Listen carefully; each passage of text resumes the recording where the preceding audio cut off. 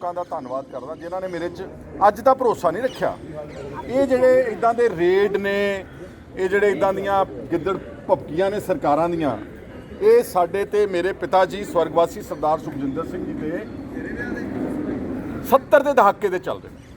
ਜਿਹੜੇ ਲੋਕ ਪੁਰਾਣੇ ਇਤਿਹਾਸ ਦੇ ਨਾਲ ਤੇ ਪੰਜਾਬ ਦੀ ਪੋਲਿਟਿਕਸ ਨਾਲ ਜੁੜੇ ਨੇ, ਮੇਰੇ ਪਿਤਾ ਜੀ ਨੂੰ ਐਮਰਜੈਂਸੀ ਦੀ ਜੇਲ੍ਹ 19 ਮਹੀਨੇ ਕੱਟਣੀ ਪਈ ਸੀ ਇਸ ਦੇਸ਼ ਦੀ ਆਜ਼ਾਦੀ ਨੂੰ ਬਰਕਰਾਰ ਰੱਖਣ ਵਾਸਤੇ, ਔਰ ਉਸ ਤੋਂ ਬਾਅਦ ਨੈਸ਼ਨਲ ਸਿਕਿਉਰਿਟੀ ਐਕਟ NSA ਦੇ ਤਹਿਤ ਇਸ ਦੇਸ਼ ਦੀਆਂ ਦੂਰ ਦਰਾਡੇ ਜੇਲ੍ਹਾਂ ਉੜੀਸਾ ਕਿਉਂਝਰ, ਅਗਰਤਲਾ ਐਂਡ ਤ੍ਰਿਪੁਰਾ ਔਰ ਫਤਿਹਪੁਰ ਸਿਕਰੀ ਉੱਤਰ ਪ੍ਰਦੇਸ਼, ਹਜ਼ਾਰੀਬਾਗ ਬਿਹਾਰ, ਇਹ ਅਸੀਂ ਉਹਨਾਂ ਦੀ 6-6 7-7 ਸਾਲ ਦੀਆਂ ਡਿਟੈਂਸ਼ਨਸ ਸਾਡੇ ਪਰਿਵਾਰ ਨੇ ਆਪਣੇ ਪਿੰਡੇ ਦੇ ਉੱਤੇ ਹੰਡਾਈਆਂ ਨੇ।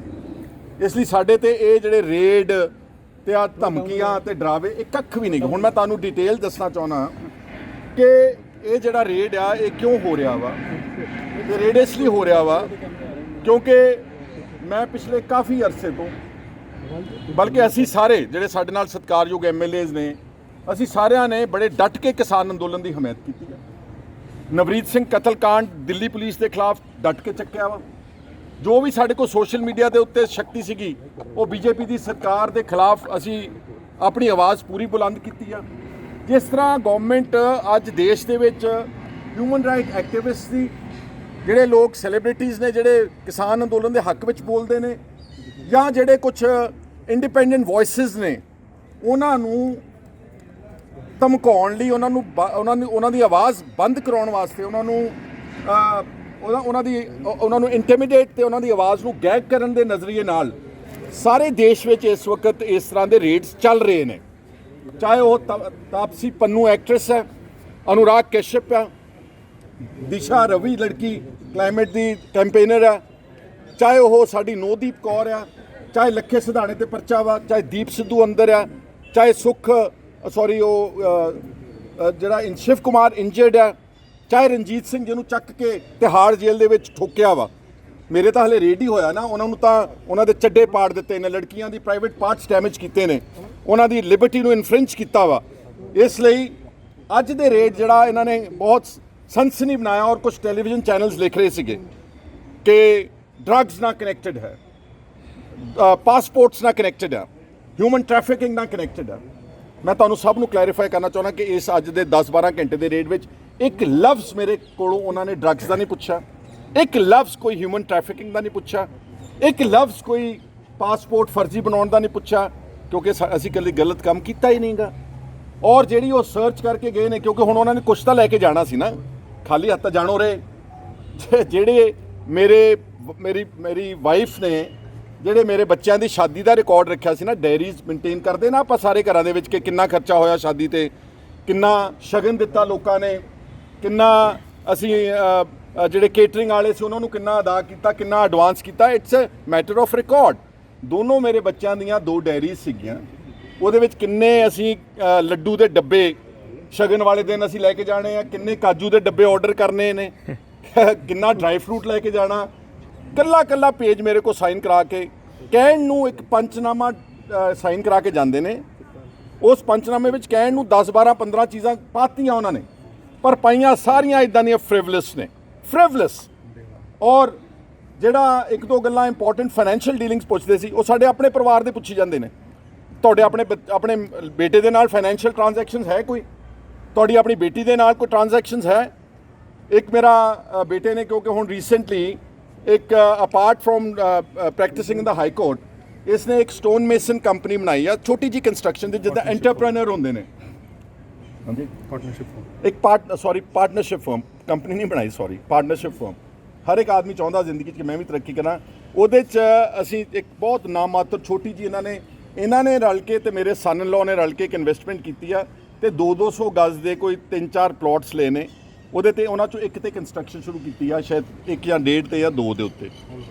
ਔਰ ਸਾਰਾ ਪੈਸਾ 100% ਥਰੂ ਬੈਂਕ ਚੈਕਸ, ਸਾਰਾ capital investment through proper whatever transactions till date stone mason partnership firm ਦੇ ਵਿੱਚ ਹੋਈਆਂ ਨੇ, ਇੱਕ ਪੈਸਾ ਅਕਾਊਂਟਡ ਫॉर ਹੈ। ਇੱਕ ਉਹਦੀ ਡਿਟੇਲਸ ਬਹੁਤ ਚੱਕ ਕੇ ਲੈ ਗਏ ਨੇ, ਚਲੋ ਲੈ ਜਾਣ, ਕੋਈ ਇਤਰਾਜ਼ ਨਹੀਂਗਾ। ਦੂਸਰਾ, ਮੇਰੇ ਸਨ ਇਨ ਲਾ ਸਰਦਾਰ ਦਰਬਾਰਾ ਸਿੰਘ ਜਿਹੜੇ ਫਾਰਮਰ ਚੀਫ ਮਿਨਿਸਟਰ ਸੀ ਪੰਜਾਬ ਦੇ, ਉਹਨਾਂ ਦੇ ਗ੍ਰੈਂਡਸਨ ਨੇ। ਔਰ ਮੈਂ ਕੋਈ ਮਾਣ ਜਾਂ ਹੰਕਾਰ ਨਹੀਂ ਗਾ, ਪਰ ਵਾਹਿਗੁਰੂ ਦਾ ਦਿੱਤਾ ਹੋਇਆ ਸਭ ਕੁਝ ਸਾਰਿਆਂ ਦੇ ਕੋਲ ਹੈਗਾ। ਉਹ ਬੜੇ ਇੱਕ ਬਰਸਰੇ ਰੁਜ਼ਗਾਰ ਫੈਮਿਲੀ ਆ। ਉਹਨਾਂ ਦਾ ਆਪਣਾ ਆਈਟੀ ਦਾ ਬਿਜ਼ਨਸ ਹੈ। ਸੁਖਪਾਲ ਸਿੰਘ ਖਹਿਰਾ ਉਹਨਾਂ ਦੀ ਇੱਕ ਆਈਟੀ ਕੰਪਨੀ ਹੈਗੀ ਆ।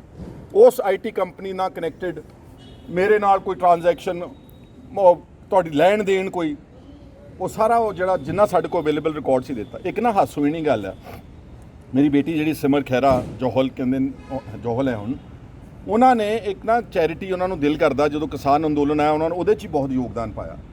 ਫਿਰ ਉਹਨਾਂ ਨੂੰ ਇੱਕ ਦਿਨ ਪਿਰਮਲ ਸਿੰਘ ਖਾਲਸਾ ਐਮਐਲਏ ਮੇਰੇ ਕੋਲ ਆਏ। ਉਹ ਕਹਿੰਦੇ ਜੀ ਮੇਰੇ ਨਾ 3 ਭਦੌੜ ਹਲਕੇ ਦੇ, ਸੰਗਰੂਰ ਦੇ ਸਾਡੇ 3 ਕੈਂਸਰ ਪੇਸ਼ੈਂਟਸ ਨੇ, 3 ਕੈਂਸਰ ਪੇਸ਼ੈਂਟਸ ਨੇ, ਉਹਨਾਂ ਨੂੰ ਤੁਸੀਂ 25-30 ਹਜ਼ਾਰ ਰੁਪਇਆ ਦੇ ਦਿਓਗੇ?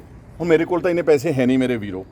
ਮੈਂ ਆਪਣੀ ਬੇਟੀ ਨੂੰ, ਆਪਣੇ ਸਨ ਇਨ ਲਾ ਨੂੰ ਬੇਨਤੀ ਕੀਤੀ, ਉਹਨਾਂ ਨੇ ਇੱਕਦਮ ਉਹਨਾਂ 3 ਅਕਾਊਂਟਸ ਵਿੱਚ ਨਾ, ਕਿਸੇ 'ਚ ਸ਼ਾਇਦ ਇੱਕ 'ਚ 15,000 ਪਾਇਆ, ਇੱਕ 'ਚ 20,000 ਪਾਇਆ, 2 ਅਕਾਊਂਟਾਂ 'ਚ ਸ਼ਾਇਦ 12,500 ਪਾਇਆ। ਉਹ ਵੀ ਇਹ ਸੀਜ਼ਰ ਦਾ ਰਿਕਾਰਡ ਆ, ਸਮਝ ਗਏ ਤੁਸੀਂ? ਅੱਛਾ ਹੁਣ ਅੱਗੇ ਚਲੋ, ਜਿਹੜੇ ਮੇਰੇ ਆਪਣੇ ਘਰ ਦੇ ਡਾਕੂਮੈਂਟਸ ਨੇ, ਇਸ ਘਰ ਦੇ ਜਿਹੜੇ ਮੈਂ ਆਪ ਖੁਦ ਮਾਲਕ ਆ, ਉਹ ਵੀ ਸੀਜ਼ਰ ਦਾ ਪਾਰਟ ਹੈ, ਰਿਕਾਰਡ ਆ।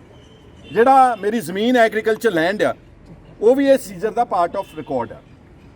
ਇੱਕ ਤੁਸੀਂ ਹੈਰਾਨ ਹੋਵੋਗੇ, ਜਿਹੜੇ ਡਾਕੂਮੈਂਟਸ ਦਾ ਮੇਰੇ ਨਾਲ ਕੋਈ ਸਰੋਕਾਰ ਨਹੀਂ, ਕਿਉਂਕਿ ਮੇਰੇ ਕੋਲ ਕੁਝ ਲੋਕ ਆਉਂਦੇ ਨੇ ਜਿਹੜੇ ਨਾ ਕਰਪਸ਼ਨ ਦੇ ਕੇਸਿਸ ਹਾਈਲਾਈਟ ਕਰਾਉਣਾ ਚਾਹੁੰਦੇ ਨੇ ਜਾਂ ਬੇਇਨਸਾਫੀ ਹੁੰਦੀ। ਜਿੱਦਾਂ ਲੁਧਿਆਣਾ ਸਿਟੀ ਸੈਂਟਰ ਆ, ਲੁਧਿਆਣਾ ਸਿਟੀ ਸੈਂਟਰ ਦਾ ਇੱਕ ਅੰਦਰ ਡਾਕੂਮੈਂਟ ਹੋਇਆ ਪਿਆ ਸੀਗਾ, ਜਿਹੜਾ ਮੈਨੂੰ ਲੋਕੀ ਏਡਾ ਪੁਲੰਦਾ ਦੇ ਕੇ ਗਏ ਸੀ ਟੁਡੇ ਹੋਮਸ ਦਾ, ਉਹ ਉਸ ਨੂੰ ਵੀ ਮੈਨੂੰ ਸੀਜ਼ਰ ਵਿੱਚ ਪਾਉਣ ਨੂੰ ਫਿਰਦੇ ਸੀ। ਮੈਂ ਕਿਹਾ ਕੁਛ ਤਾਂ ਸ਼ਰਮ ਕਰੋ। ਇਹ Ludhiana city centre captain Amarinder Singh ਦੇ ਖਿਲਾਫ ਕਰਪਸ਼ਨ ਦਾ ਮੈਟਰ ਸੀ ਟੁਡੇ ਹੋਮਸ ਦਾ।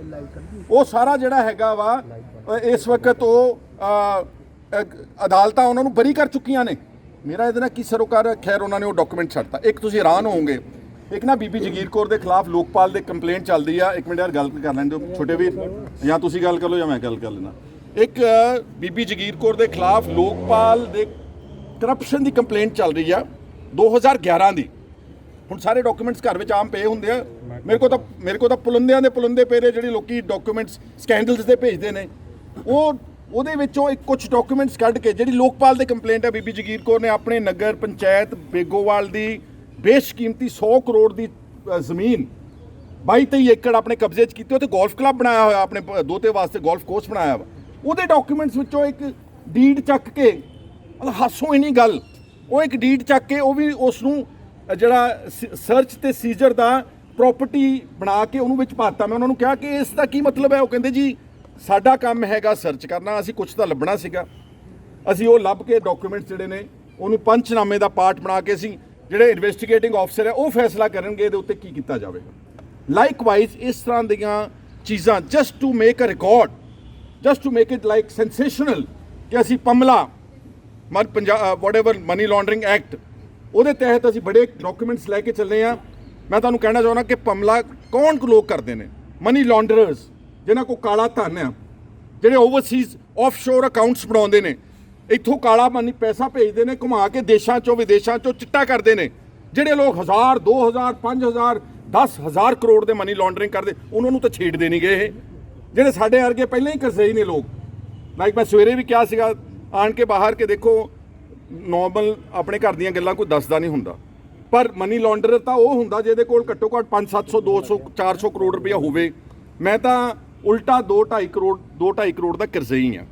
ਮੈਂ ਆਪਣੇ ਜ਼ਮੀਨ ਦੇ ਅਗੇਂਸਟ ਪਲੇਜ ਕਰਕੇ ਆਪਣੀ ਪ੍ਰਾਪਰਟੀ, ਮੈਂ ਐਗਰੀਕਲਚਰ ਲਿਮਿਟਸ ਬਣਾਈਆਂ ਹੋਈਆਂ ਨੇ।